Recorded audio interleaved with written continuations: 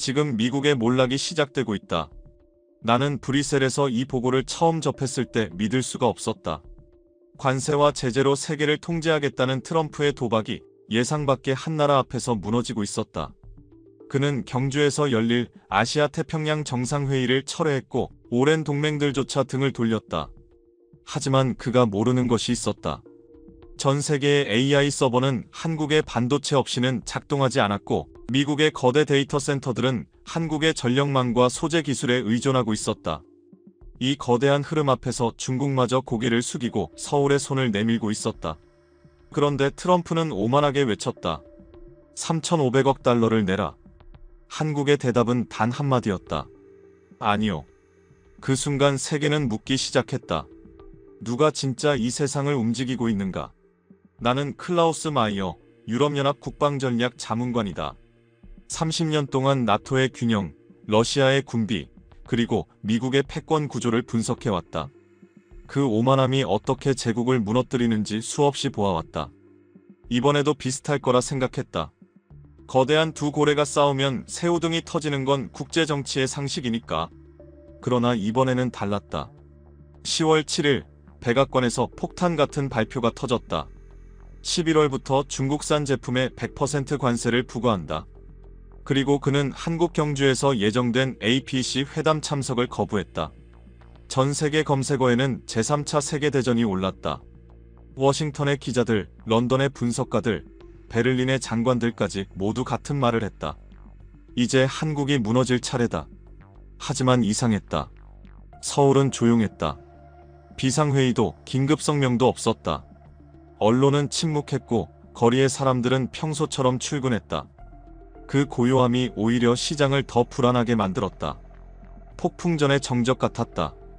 그날 밤 나는 서울의 한 호텔에서 각국의 반응을 정리하고 있었다. 미국은 증시 폭락을 막기 위해 긴급 브리핑을 열었고 중국은 국가안전회의를 소집했다. 유럽의 장관들도 전화를 돌리며 동맹의 균열을 걱정했다. 그런데 내 암호 전용기에 한 통의 메시지가 도착했다. 오랜 정보원이 보낸 짧은 문장이었다. 클라우스, 뭔가 이상해. 인천공항으로 향하는 전용기 명단을 입수했는데 전부 실리콘밸리 출발이야. 엔비디아, 애플, 마이크로소프트 거대한 무언가가 움직이고 있어. 순간 온몸에 전율이 흘렀다.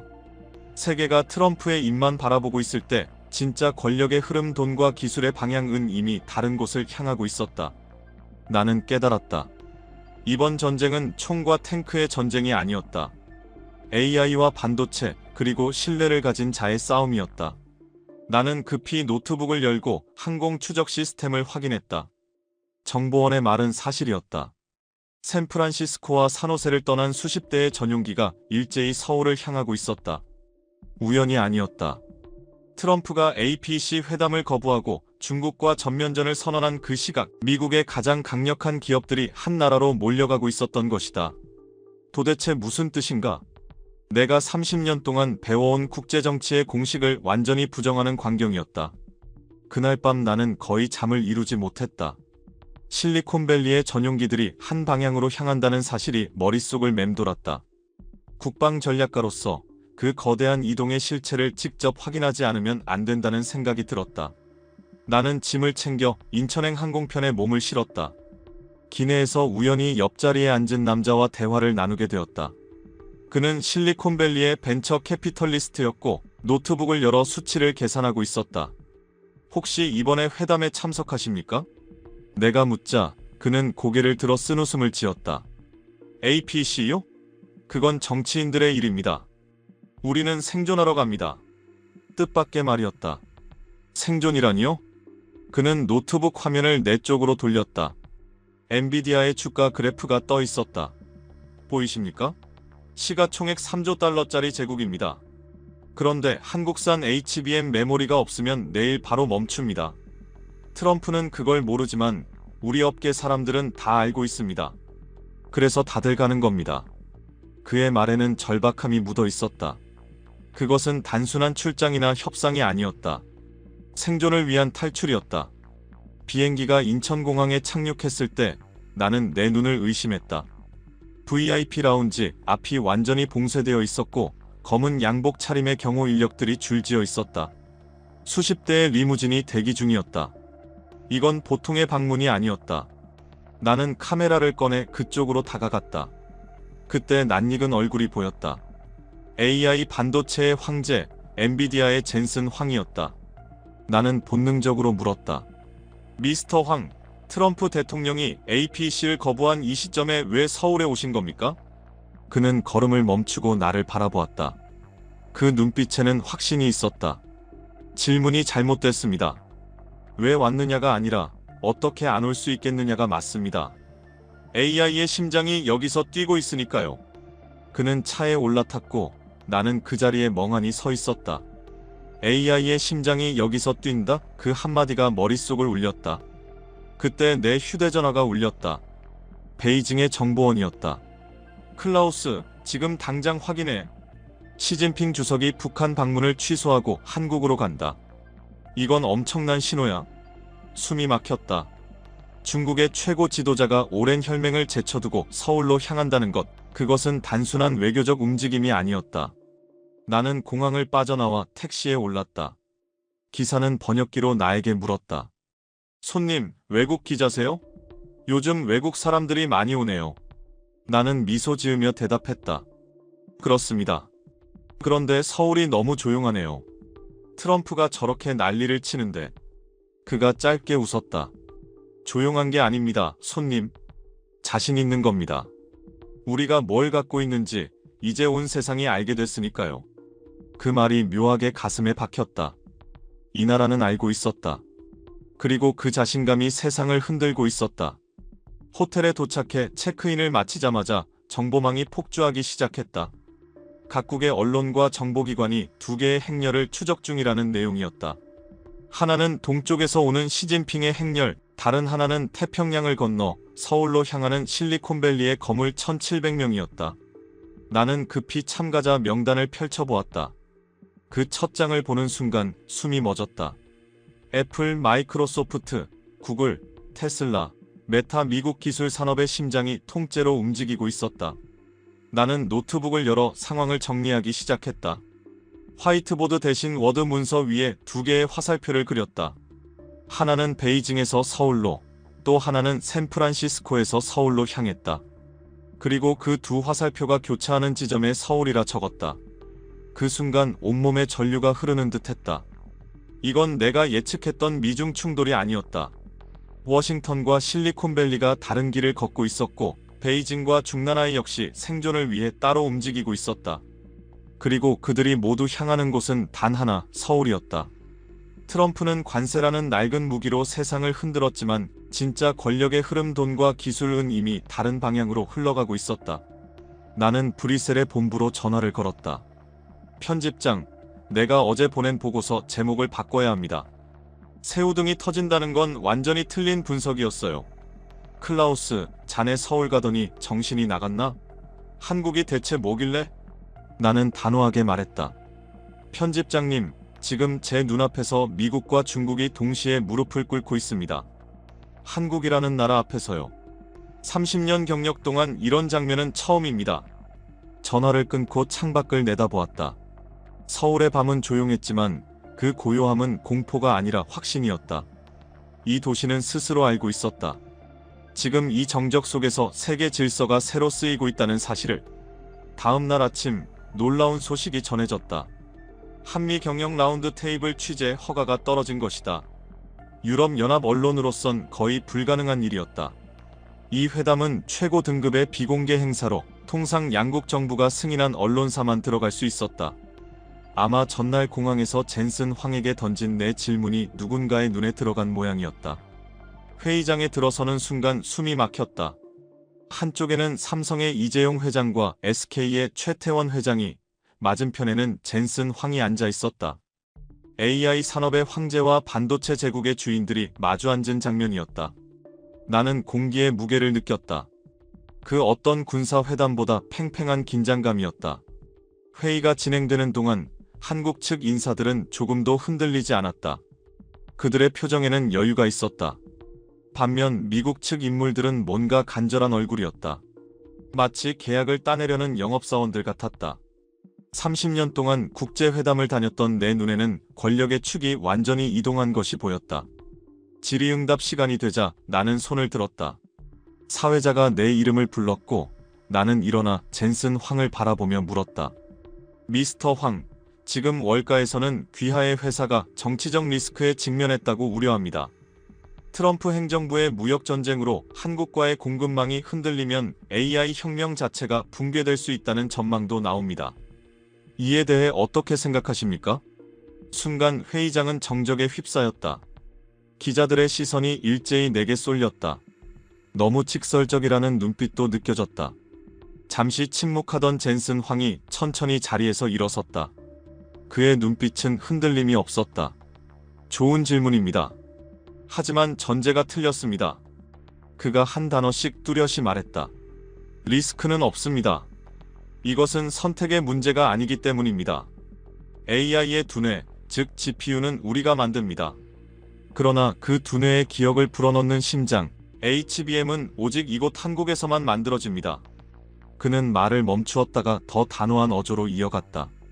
이건 정치가 아니라 물리학입니다. 중력을 거스를 수 없듯 우리는 한국 없이 AI를 만들 수 없습니다. 트럼프가 관세를 아무리 올려도 이 법칙은 변하지 않습니다. 순간 회의장은 숨을 삼킨 듯 고요해졌다. 나는 몸이 떨렸다.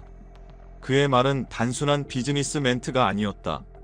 미국의 거대 기업이 자국 대통령의 정책을 정면으로 부정하고 한국의 기술력 앞에 고개 숙이는 역사적 고백이었다. 나는 노트에 재빨리 적었다. 트럼프가 휘두른 관세라는 칼날은 한국이 아니라 오히려 미국 AI 산업의 심장을 겨누고 있다. 하지만 한 가지 의문이 남았다. 젠슨 황의 그 확신, 그 평온함은 어디서 오는 걸까? 그 답을 찾기 위해 나는 직접 움직였다. 며칠에 걸친 수소문 끝에 나는 HBM 생산 라인을 방문할 수 있는 기회를 얻었다. 그곳에서 20년 경력의 베테랑 기술자 박진우 공장을 만났다. 그는 나를 먼지 하나 없는 클린룸으로 안내했다. 하얀 방진복을 입은 우리는 거대한 장비 앞에 섰다. 그는 벽면의 모니터를 가리켰다. 클라우스 씨, 저 초록색 불빛이 보이십니까? 저건 수율이 99.9% 이상이라는 뜻입니다. 나는 놀라서 물었다. 99.9%요? 그건 거의 완벽하잖아요. 그걸 유지하는 게 그렇게 어렵습니까? 박진우는 미소를 지으며 고개를 저었다. 어렵다기보다 싸움에 가깝습니다. 우리는 그 0.001%를 없애기 위해 매일 전쟁을 합니다. 온도, 습도, 진동 모든 변수를 통제하죠. 이건 단순한 제조가 아닙니다. 예술입니다. 그는 작업복 주머니에서 낡은 흑백 사진 한 장을 꺼냈다. 제 아버지입니다. 사진 속 남자는 헬멧을 쓰고 얼굴이 검게 그을린 광부였다. 아버지는 1972년에 파독 광부로 독일 누르 탄광에 가셨습니다. 제가 태어난 지 석 달 만이었죠. 그분은 지하 1000m, 때로는 1500m까지 내려가셨다더군요. 그곳은 섭씨 40도를 넘는 지옥 같은 곳이었습니다. 매일 아침 엘리베이터를 탈 때마다 오늘 살아서 올라올 수 있을까 두려우셨대요. 그의 목소리가 잠시 떨렸다. 아버지는 그렇게 8년을 버티셨습니다. 석탄 먼지를 마시며 허리가 부서져라 일하시고 가족 얼굴도 못 본 채로요. 그 돈으로 제가 대학에 갔고 결국 이 일을 하게 됐습니다. 그는 고개를 들어 눈앞의 생산 라인을 바라보았다. 가끔 생각합니다. 아버지는 지하에서 석탄을 캐셨고 저는 지상에서 빛을 만듭니다. 아버지가 캔 석탄은 그 시대의 에너지였고 제가 만드는 반도체는 이 시대의 미래입니다. 아버지는 가족을 위해 버티셨고 저는 제 아이들과 이 나라의 미래 세대를 위해 0.001%와 싸웁니다. 나는 그의 거칠고 굳은 손을 바라보았다. 20년간 정밀 장비를 다뤘지만 그 손엔 광부의 흔적이 남아있었다. 클라우스 씨, 그가 말했다. 이건 단순한 기술이 아닙니다. 한 세대가 다음 세대에게 전하는 약속입니다. 우리가 흘린 땀이 아이들의 미래가 되는 약속 말입니다. 클린룸을 나오며 나는 깨달았다. 젠슨 황의 확신은 단순히 기술의 우월성에서 비롯된 게 아니었다. 그것은 희생에서 태어난 신념이었다. 파독 광부의 땀, 그리고 그 자식들이 만든 0.001%의 완벽함. 세대가 이어 쌓아올린 장인 정신이 그 확신의 근원이었다. 이것이 바로 한국의 힘이었다. 싸우지 않아도, 외치지 않아도 세계가 그들을 필요로 하게 만드는 조용한 힘. 호텔로 돌아가는 길에 휴대전화가 울렸다. 속보였다. 삼성 SDI 1회 충전 1205km 주행 배터리 개발. 기네스북 등재. 나는 반사적으로 계산기를 켰다. 서울에서 부산 왕복이 650km. 이 배터리로는 4번을 왕복할 수 있었다. 테슬라 최신 모델의 주행거리의 2배였다. 30년 경력 동안 이런 기술 도약은 본 적이 없었다. 기사님, 죄송하지만 목적지 바꿔주시겠습니까? 대전 배터리 연구소로 가주세요. 연구소 로비에서 김수현 박사가 나를 맞았다. 그녀는 미소를 지으며 작은 배터리 샘플을 내게 건넸다. 이게 그 배터리입니까? 네. 손바닥만 하지만 이게 전기차를 1200km 움직입니다. 에너지 밀도는 리터당 900W입니다. 나는 적었다. 현재 최고 수준이 700입니다. 우리는 30%를 뛰어넘었어요. 그녀는 잠시 말을 멈추었다. 나는 그 침묵의 무게를 느꼈다. 그럼 어떻게 가능했습니까? 김 박사는 화이트보드에 천천히 그림을 그리기 시작했다. 핵심은 실리콘 나노 소재입니다. 김수현 박사의 첫마디였다. 10나노미터 크기의 입자를 만들었어요. 머리카락 굵기의 1만분의 1이죠.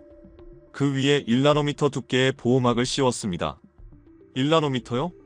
내가 되묻자 그녀가 고개를 끄덕였다. 원자 4개에서 5개를 쌓은 두께입니다. 이걸 원자층 증착 ALD 기술로 만드는데 진공 챔버 안에서 원자 하나하나를 정확한 위치에 쌓는 겁니다. 숨이 막혔다. 그런 기술을 가진 나라가 또 있습니까? 없습니다. 그녀의 대답은 단호했다. 중국도, 일본도, 미국도 불가능해요. 왜냐하면 이건 반도체의 미세 공정과 화학 소재 기술이 동시에 최고 수준이어야 가능한 일이니까요. 한국은 그 두 가지를 모두 가지고 있습니다.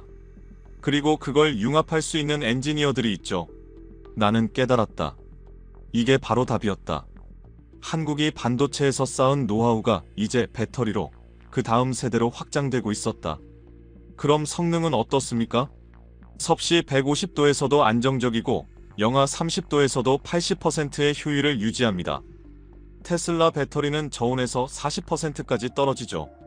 그녀는 잠시 말을 멈췄다가 덧붙였다. 급속 충전 기준으로 80%까지 가능합니다. 80%요? 주유보다 빠르네요. 맞습니다. 이제 전기차가 내연기관을 완전히 대체할 수 있는 기술적 문턱을 넘은 거예요. 나는 믿기 어려웠다. 일론 머스크가 그토록 집착하던 기술을 한국이 먼저 완성했다고요? 그녀는 미소를 지었다. 그렇습니다. 하지만 이건 시작에 불과해요. 그녀가 말을 이었다. 이 배터리는 전기차뿐 아니라 AI 데이터 센터에도 들어갑니다. 엔비디아의 AI 서버가 한국산 HBM으로 작동하고 그 서버의 백업 전원이 한국산 배터리로 유지되죠. 그 순간 머릿속 퍼즐이 완성됐다. AI의 두뇌를 움직이는 반도체, 그 심장을 뛰게 하는 배터리, 그리고 그 모든 시스템을 연결하는 한국의 인프라. 나는 속으로 중얼거렸다. 그럼 AI 산업 전체가 한국 기술로 돌아가고 있다는 겁니까? 김 박사는 조용히 웃었다. 이제 아시겠죠? 미국이 AI를 설계할 수 있고 중국이 조립할 수는 있어도 그걸 실제로 움직이게 하는 핵심 기술은 모두 여기 있습니다. 등골이 서늘해졌다.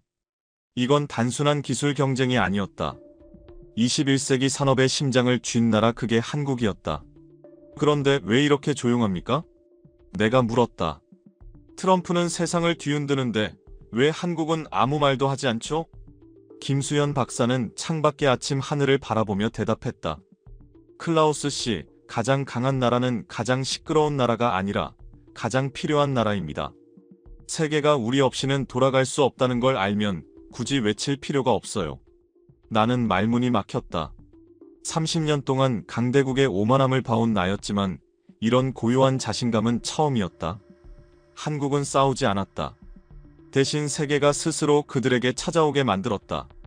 그래서 지금 실리콘밸리의 1700명도 시진핑도 모두 이곳으로 향하고 있는 것이다. 서울로 돌아오는 차 안에서 나는 노트북을 열었다. HBM, 배터리, 반도체. 세 단어를 연결하자 하나의 그림이 떠올랐다. AI의 심장이 AI 자동차를 움직이고 그 자동차는 한국산 배터리로 달리며 모든 제어는 한국산 반도체가 담당한다. 그건 사슬이었다. 누구도 끊을 수 없는 완벽한 기술의 사슬. 트럼프는 관세라는 망치로 세상을 내리쳤지만 그 망치는 결국 자기 발등을 때리고 있었다. 그날 밤 잠을 이룰 수 없었다. 박진우의 0.001% 전쟁, 김수현의 원자 단위 기술, 젠슨 황의 선언. 모든 조각이 하나의 거대한 그림으로 맞춰지고 있었다. 하지만 하나의 의문이 남았다. 시진핑은 왜 북한을 제쳐두고 한국으로 온 걸까? 그 답을 찾기 위해 나는 노트북을 켜고 신화통신의 기사를 뒤지기 시작했다. 새벽 5시 수십 개의 기사 제목이 눈앞을 스쳤다. 협력 상생, 파트너십. 그런데 이상했다. 중국이 다른 나라와 회담할 때 쓰는 단어는 상호 존중, 평등이었는데 한국과의 기사에서는 필요, 중요, 불가결이라는 단어가 압도적으로 많았다. 그때였다. 휴대전화가 진동했다. 베이징의 오랜 정보원에게서 온 메시지였다. 클라우스, 지금 바로 확인해. 엄청난 걸 입수했어. 졸음이 순식간에 달아났다. 파일을 여는 순간 나는 자리에서 벌떡 일어섰다. 그건 시진핑 주석이 한국 재계 인사들과 가진 비공개 만찬의 녹취록 일부였다. 미국의 압박은 우리에게 위기이지만 부족한 것을 돌아보게 하는 기회이기도 합니다. 그 부분까진 평범한 외교 멘트였다. 그러나 다음 문장에서 나는 숨이 멎었다.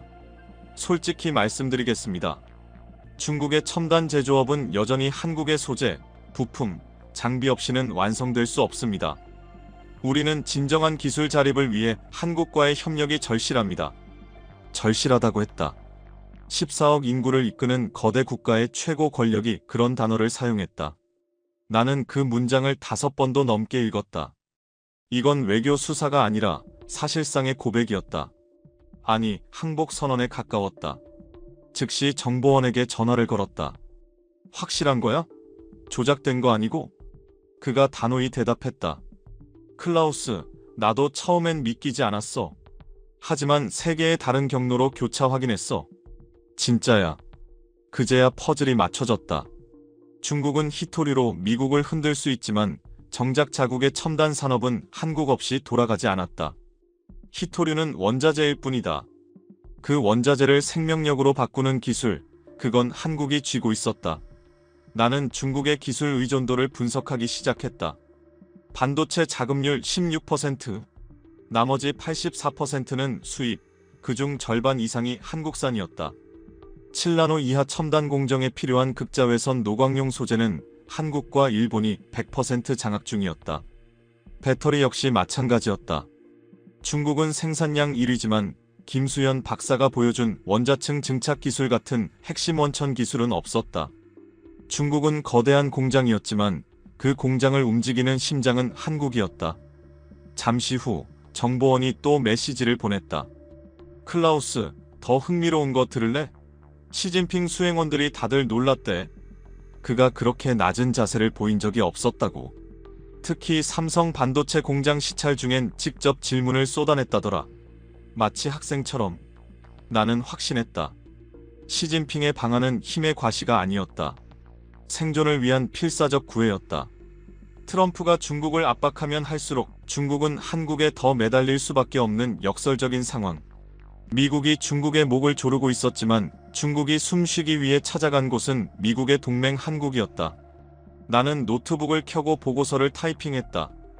2025년 10월 서울에서 권력의 대이동이 일어났다. 동아시아의 용이 기술의 주인 앞에 무릎을 꿇었다. 이것은 군사력도, 인구도, 경제 규모도 아닌 대체 불가능한 기술력이 21세기의 진짜 권력임을 증명한 역사적 순간이다. 손이 떨렸다. 내가 목격한 변화의 크기를 실감했다. 한국은 싸우지 않았다. 그럴 필요가 없었다. 세계가 스스로 이곳으로 올 수밖에 없었으니까. 가장 큰 목소리가 아니라 가장 필요한 존재가 진짜 강자라는 진리를 한국이 조용히 증명하고 있었다. 다음 날 아침 나는 서울 강남의 한 컨퍼런스 센터 앞에 서 있었다. 미국 빅테크 기업들이 긴급 기자회견을 연다는 소식 때문이었다. 아직 9시도 안 됐는데 이미 수백 명의 기자들이 몰려 있었다. CNN, BBC, 로이터 전 세계 언론의 로고가 줄지어 있었다. 클라우스, 이거 뭔가 큰 거 터지는 거 아냐? 옆에 있던 로이터 기자가 속삭였다. 나는 고개를 끄덕였다. 나도 그렇게 느껴. 회견장 문이 열리자 모두가 안으로 밀려들었다. 무대 위, 긴 테이블에 앉은 인물들을 보는 순간 숨이 막혔다. 애플의 팀 쿡, 마이크로소프트의 사티아 나델라, 구글의 순다르 피차이, 그리고 엔비디아의 젠슨 황. 미국 기술 산업의 심장이 한자리에 모여 있었다. 이건 단순한 기자회견이 아니었다. 전선이 갈라지는 순간이었다. 젠슨 황이 마이크를 잡았다. 신사숙녀 여러분, 우리가 이 자리에 모인 이유는 분명합니다. 지난 며칠간 워싱턴에서 들려온 목소리는 우리의 목소리가 아닙니다. 순간 회견장은 술렁였다. 미국의 최고 경영자가 자국 정부를 공개적으로 비판하다니, 이런 장면은 본 적이 없었다. 그가 말을 이었다. 트럼프 대통령은 관세로 미국을 지키겠다고 하지만 그 관세는 미국 산업의 심장을 찌르고 있습니다. 팀 쿡이 자리에서 일어났다. 저는 40년 동안 이 산업에 몸담았습니다. 한 가지 확실히 말씀드릴 수 있습니다. 21세기의 기술 산업은 국경으로 나뉘지 않습니다. 최고의 기술이 있는 곳에 우리가 있어야 하고, 지금 그 최고의 기술은 바로 이곳, 대한민국에 있습니다. 그의 목소리는 단호했고 눈빛은 확신에 차 있었다. 나는 노트에 급히 받아 적었다. 애플 CEO, 한국기술 우월성 공개 선언. 다음으로 사티아 나델라가 나섰다. 우리는 오늘 공동 성명을 발표하기 위해 모였습니다. 그가 문서를 들어 올리자 대형 스크린에 글자가 뜨기 시작했다. 나는 그 문장들을 읽으며 온몸에 전율이 흘렀다. 우리 1700명의 미국 기술기업 리더들은 선언합니다. 우리의 미래는 워싱턴의 정치 논리에 종속될 수 없습니다. 인공지능과 미래 산업의 심장은 한국에 있으며 우리는 생존과 인류의 진보를 위해 한국과의 기술 동맹을 더욱 공고히 할 것입니다. 회견장은 폭발했다. 기자들이 동시에 손을 들고 질문을 쏟아냈다. 한 기자가 외쳤다. 이건 백악관에 대한 반란 아닙니까? 젠슨 황이 곧바로 대답했다. 반란이 아닙니다. 생존입니다. 우리는 정치가 아니라 기술로 말합니다. 그리고 기술은 이미 답을 내렸습니다. 한국 없이 AI는 존재하지 않습니다. 순다르 피차이가 마이크를 잡았다. 구체적으로 말씀드리죠. 구글의 모든 데이터 센터에는 한국산 HBM이 들어갑니다. AI 학습 서버 전부가 그렇습니다. 트럼프 대통령의 관세가 이를 막는다면 구글의 AI 개발은 멈춥니다. 이건 정치가 아니라 물리학의 문제입니다. 그의 차분한 말투는 오히려 폭탄 같았다. 나는 손을 들었다. 사회자가 내 이름을 불렀다. 클라우스 마이어, 유럽연합 국방전략 자문입니다. 지금 여러분은 자국 대통령과 정면으로 대치하고 있습니다. 이것이 미국 기업으로서 애국적인 행동입니까? 순간 정적이 흘렀다. 팀 쿡이 천천히 마이크를 잡았다. 좋은 질문입니다. 하지만 저는 묻고 싶습니다. 수십만 명의 일자리를 지키는 것과 한 사람의 정치적 자존심을 지켜주는 것 중 어느 쪽이 더 애국적입니까? 그의 대답에 회견장은 다시 술렁였다. 이건 단순한 비즈니스 발언이 아니었다. 미국 기업들이 자국 정부에 던지는 최후 통첩이었다. 당신의 오만함 때문에 우리가 죽을 수는 없다.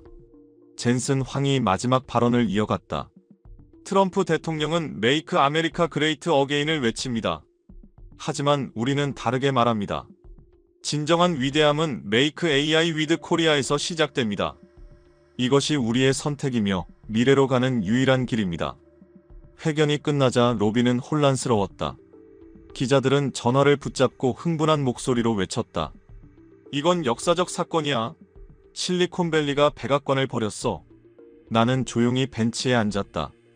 지금 막 목격한 장면을 정리했다. 미국의 가장 위대한 두뇌들이 자국의 오만함을 버리고 한국의 기술력 앞에 무릎을 꿇은 순간이었다. 이건 패배가 아니라 항복이었다. 품격 있고 조용하지만 부정할 수 없는 항복. 그때 내 휴대전화가 울렸다. 런던 본사 편집장이었다. 클라우스, 자네가 보낸 속보 봤네. 이게 정말인가?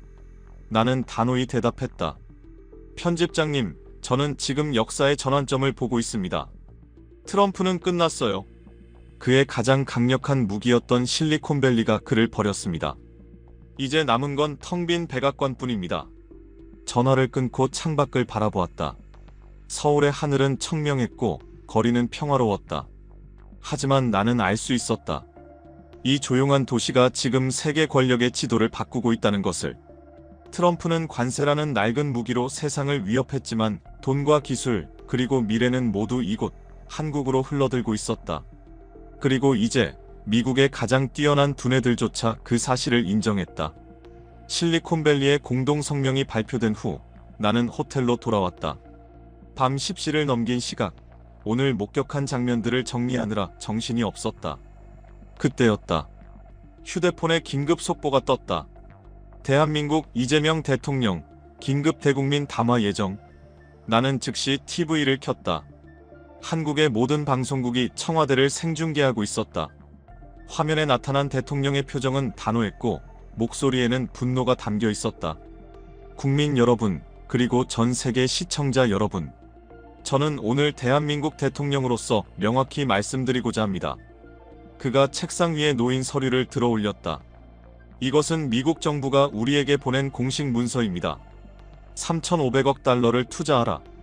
투자처는 미국이 정한다. 수익도 미국이 가져간다. 그리고 거부할 경우 한국 기업 경영진을 구금하고 관세를 폭등시키겠다는 협박까지 담겨 있습니다. 나는 숨을 죽였다. 이재명 대통령의 목소리가 더 단단해졌다. 만약 제가 이 문서에 서명한다면 우리 경제는 IMF 때처럼 무너질 것입니다. 저는 국민에게 탄핵당할 것이고 우리 산업은 다시 종속될 것입니다. 이게 동맹에게 할 일입니까? 그가 잠시 멈춘 뒤 카메라를 똑바로 응시했다. 대한민국은 2번 다시 무릎 꿇지 않을 것입니다. 온몸에 전율이 흘렀다. 이건 단순한 거부가 아니었다. 강대국을 향한 정면 도전이었다. 한국의 주요 포털 사이트가 순식간에 마비됐고 소셜미디어는 폭발했다. 그러나 진짜 충격은 그 다음이었다. 노트북 화면에 뉴욕 증시의 실시간 그래프가 떠 있었다. 대통령의 발언이 끝나자 그래프가 수직으로 떨어지기 시작했다. 다우지수 1.2%, 나스닥 3.5%. 그러나 진짜 폭탄은 기술주였다. 엔비디아 8%, 애플 6%, 마이크로소프트 5%. 나는 계산기를 두드렸다. 단 1시간 만에 기술주 시가총액 1조 2천억 달러가 증발했다. 그 순간 내 휴대폰이 미친 듯이 울렸다. 월스트리트의 정보원들이었다. 클라우스, 지금 뉴욕이 완전히 패닉이야. 투자자들이 한국 리스크를 두려워하고 있어. 트럼프가 한국을 압박하면 미국 기술 산업이 멈춘다는 걸 이제 다들 깨달았어. 나는 CNN 생방송을 켰다. 앵커가 당황한 얼굴로 말했다. 지금 백악관 앞에서 긴급 기자회견이 열리고 있습니다. 트럼프 대통령이 직접 나올 예정입니다. 잠시 후 트럼프가 브리핑룸에 나타났다. 그러나 그의 얼굴에는 더 이상 자신감이 없었다. 한국과의 관계는 우리의 가장 중요한 동맹입니다. 일부 오해가 있었던 것 같습니다. 우리는 대화를 통해 해결할 것입니다. 나는 스크린을 보며 피식 웃었다. 며칠 전만 해도 한국은 우리 말을 들어야 한다고 외치던 그가 이제는 오해라는 단어 뒤에 숨고 있었다. 옆방에서 파이낸셜 타임스 동료 기자가 문을 두드렸다. 클라우스 봤어? 트럼프가 완전히 굴복했어. 저런 표정은 처음이야. 나는 고개를 끄덕이며 대답했다. 당연하지. 그의 가장 강력한 지지 기반이었던 월스트리트가 지금 그를 저주하고 있을 테니까. 1시간 만에 1조 달러가 증발했어. 누가 책임지겠어? 트럼프는 힘으로 한국을 굴복시킬 수 있다고 믿었다. 하지만 그는 보지 못했다. 21세기의 권력은 군사력이 아니라 기술력이라는 사실을. 그리고 그 기술력을 쥔 한국이 아니오라고 말하는 순간 세계 경제가 흔들린다는 진실을. 이제 트럼프에게 남은 선택지는 단 하나였다. 굴복하거나 자멸하거나. 48시간 후 나는 인천공항 비즈니스 라운지에 앉아 있었다. 런던행 비행기 탑승까지 2시간이 남았고 노트북을 열어 마지막 보고서를 작성하기 시작했다. 제목은 이미 정해져 있었다. 조용한 강대국 한국. 나는 잠시 키보드를 멈추고 창밖을 바라봤다. 활주로 위로 비행기들이 이륙하고 착륙하고 있었다. 마치 지난 일주일 동안 내가 목격한 세계의 흐름처럼. 나는 원래 미중 갈등을 취재하러 왔었다. 보고서의 첫 문장은 이렇게 썼다. 두 고래가 싸우면 새우등이 터진다. 나는 그 장면을 기록하러 왔다.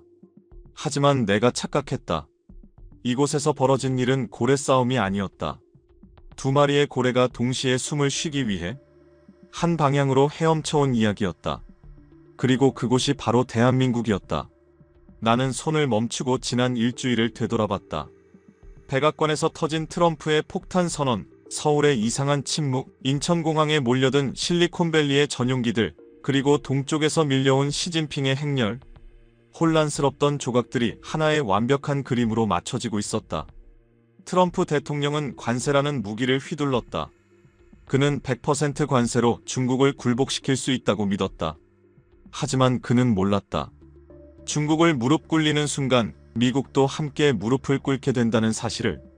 왜냐하면 미중 양국 모두 한국이라는 심장 없이는 살 수 없기 때문이다. 나는 박진우 공장장을 떠올렸다. 클린룸 안에서 0.001%와 싸우던 그의 눈빛. 아버지는 지하 1000m에서 석탄을 캤고 나는 지상에서 반도체를 만든다. 그 한 문장이 모든 것을 설명하고 있었다. 한 세대의 희생이 다음 세대의 기적을 만들었다는 것. 그것이 바로 한국의 힘이었다. 나는 다시 문장을 이었었다. 그 힘은 60년 전으로 거슬러 올라간다. 1960년대 박정희 대통령은 기술 자립이라는 불가능한 꿈을 꾸었다. 그때 한국의 1인당 국민소득은 100달러도 되지 않았다. 그럼에도 그는 젊은이들을 독일의 탄광으로 베트남 전선으로 보냈다. 그들이 흘린 피와 땀으로 번 달러로 기술을 사고 공장을 세웠다. 그리고 나는 김수현 박사를 떠올렸다. 원자 4개 두께의 코팅 기술, 10나노 실리콘 입자, 1205km를 달리는 배터리. 60년 전의 꿈이 지금 현실이 되어 있었다. 저는 타이핑을 이어갔습니다. 한국은 이제 기술을 사는 나라가 아니라 세계가 없어서는 안 될 기술을 만드는 나라가 되었다. HBM, 배터리, 반도체. 이것들은 단순한 제품이 아니다. 이것들은 21세기 문명의 심장이고 그 심장이 지금 이곳에서 뛰고 있다. 그때 휴대폰이 울렸다. 런던 본사 편집장이었다. 클라우스, 자네가 보낸 48시간 엠바고 기사 봤네. 경주의 선언이라니 이게 진짜인가? 나는 피곤한 목소리로 대답했다. 편집장님, 저는 제 눈으로 봤습니다. 시진핑과 젠슨 황이 동시에 한국을 향해 고개를 숙이는 장면을. 그리고 트럼프의 빈 의자가 무의미의 상징으로 남는 순간을요. 30년 기자 인생에서 이렇게 확실한 권력의 이동은 처음 봤습니다. 편집장은 잠시 침묵하더니 물었다. 그럼 자네 생각엔 트럼프는 어떻게 될 것 같나? 나는 창밖의 활주로를 바라보며 대답했다. 그는 고립될 겁니다. 아니, 이미 고립됐죠. 그의 가장 강력한 무기였던 실리콘밸리가 그를 떠났고 그의 관세 폭탄은 자기 발등만 찍었습니다. 역사는 그를 오만함으로 제국을 무너뜨린 황제로 기록할 겁니다. 전화를 끊고 다시 노트북으로 돌아왔다. 트럼프는 오만함으로 스스로를 고립시켰다. 시진핑은 생존을 위해 머리를 숙였다. 하지만 진짜 승자는 따로 있었다. 한국은 싸우지 않았다. 대신 세계가 자신들 없이는 돌아갈 수 없게 만들었다. 이것이 21세기의 새로운 승리의 공식이다. 커피를 한 모금 마시며 나는 지난 일주일을 떠올렸다. 클린룸에서 먼지 한 톨 허락하지 않던 엔지니어들의 집중, 연구실에서 밤을 새우던 과학자들의 열정. 이 승리는 총과 칼로 얻은 것이 아니었다. 나는 보고서에 썼다.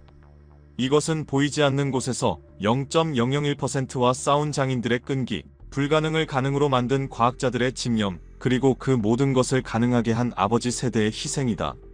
지하 1000m 막장에서 석탄을 캔 파독 광부들, 베트남의 정글에서 총탄을 맞았던 젊은이들. 그들의 피와 땀이 오늘날 한국이라는 기적의 근원이 되었다. 그때 옆자리에 한 젊은 한국인이 앉았다. 그는 노트북을 열고 빠르게 코드를 입력하고 있었다. 실례지만 무슨 일 하십니까? 내 물음에 그는 미소 지으며 말했다. AI 스타트업을 운영하고 있습니다. 실리콘밸리에서 투자받고 돌아오는 길이에요. 투자를 많이 받으셨습니까? 그가 웃었다. 예상보다 훨씬 많이요. 요즘 실리콘밸리가 한국 스타트업에 푹 빠져 있거든요. 저희 기술 없으면 안 된다고 하더라고요. 나는 고개를 끄덕였다. 변화는 이미 시작됐군요. 이제는 돈이 기술을 찾아 움직이는 시대네요. 그가 잠시 진지한 표정으로 대답했다. 자랑스럽죠. 하지만 더 중요한 건 책임감이에요. 할아버지 세대가 만들어준 이 기회를 낭비할 순 없잖아요. 우리는 더 열심히 해야 합니다. 그의 말에 가슴이 뭉클해졌다. 이것이 바로 한국의 진짜 힘이구나. 과거의 희생을 기억하고 미래에 대한 책임을 느끼는 겸손함. 나는 다시 보고서로 돌아왔다. 이제 세계는 한국의 눈치를 본다. 엔비디아는 한국의 HBM 공급 일정을 확인하고 테슬라는 한국의 배터리 생산 계획을 묻고 애플은 한국의 반도체 기술 로드맵을 기다린다. 이것이 바로 권력이다. 21세기의 진정한 권력은 가장 큰 목소리에서 나오지 않는다. 가장 대체 불가능한 가치에서 나온다. 창밖을 바라보았다. 서울의 야경이 서서히 어둠 속으로 잠겨가고 있었다. 화려하지만 요란하지 않은 불빛.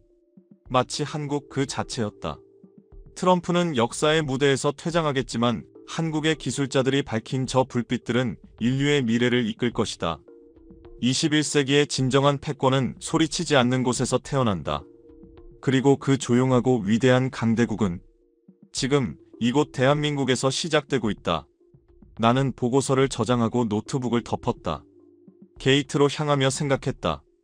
처음 인천공항에 도착했을 때 나는 혼란스러웠다. 하지만 지금은 모든 것이 명확했다. 한국은 싸우지 않고 이겼고 외치지 않고 중심이 되었으며 위협하지 않고 필요한 존재가 되었다. 비행기 좌석에 앉으며 나는 마지막으로 창밖을 바라봤다. 어디선가 반짝이는 불빛들이 나지막이 속삭이고 있었다. 이제 세계는 우리 없이는 돌아가지 않는다. 승무원이 미소 지으며 웰컴 드링크를 내밀었다. 서울 여행은 어떠셨어요? 나는 잔을 받으며 대답했다. 인생을 바꾸는 경험이었습니다. 그녀는 잠시 의아한 표정을 지었지만 나는 더 이상 설명하지 않았다. 어떻게 말로 설명할 수 있을까? 내가 방금 역사의 전환점을 목격했다는 사실을. 비행기가 활주로를 벗어나 하늘로 떠올랐다. 창밖으로 서울의 불빛이 점점 작아졌다. 하지만 나는 알고 있었다. 그 작아 보이는 도시가 지금 세계에서 가장 큰 힘을 품고 있다는 것을. 수많은 불빛들이 밤하늘 아래 반짝였다. 마치 별들 같았다. 아니, 어쩌면 그 불빛들이야말로 진짜 별이었는지도 모른다. 한국은 21세기의 새로운 별이었다. 모든 고래들이 그 별을 향해 헤엄치고 있었다. 나는 눈을 감았다. 그리고 생각했다. 이것이 바로 아버지들의 이름으로 아들, 딸들이 증명해낸 이 시대의 가장 위대한 성공 신화라고. 조용하지만 강력하게, 겸손하지만 확신에 차서 한국은 지금 세계의 중심이 되고 있었다. 그리고 그 이야기를 세상에 전하는 것이 바로 나의 사명이었다. 여러분, 오늘 이야기는 어떠셨습니까? 30년 경력의 영국 국방경제 애널리스트 데이비드 톰슨이 서울에서 목격한 일주일. 그는 미중의 싸움을 보러 왔지만 결국 새로운 강대국의 탄생을 목격했습니다. 트럼프의 오만함도 시진핑의 거대함도 결국 한국의 기술 앞에서는 무릎을 꿇을 수밖에 없었습니다. 이 이야기가 우리에게 주는 교훈은 명확합니다. 21세기의 진정한 힘은 가장 큰 목소리가 아니라 가장 대체 불가능한 가치에서 나온다는 것. 지하 1000m 탄광에서 석탄을 캐던 아버지 세대의 희생, 0.001%의 오차와 싸우는 장인들의 땀, 원자 단위로 기술을 쌓아올린 과학자들의 집념이 모여 오늘의 기적을 만들었습니다. 이것이 바로 대한민국입니다. 오늘 이야기가 감동적이었다면 좋아요 버튼으로 응원해주세요. 댓글로 여러분의 생각도 들려주시고요. 구독과 알림 설정까지 하시면 더 많은 자랑스러운 대한민국의 이야기를 전해드리겠습니다. 다음 영상에서는 더 깊고 더 뜨거운 감동으로 찾아오겠습니다. 여러분 감사합니다.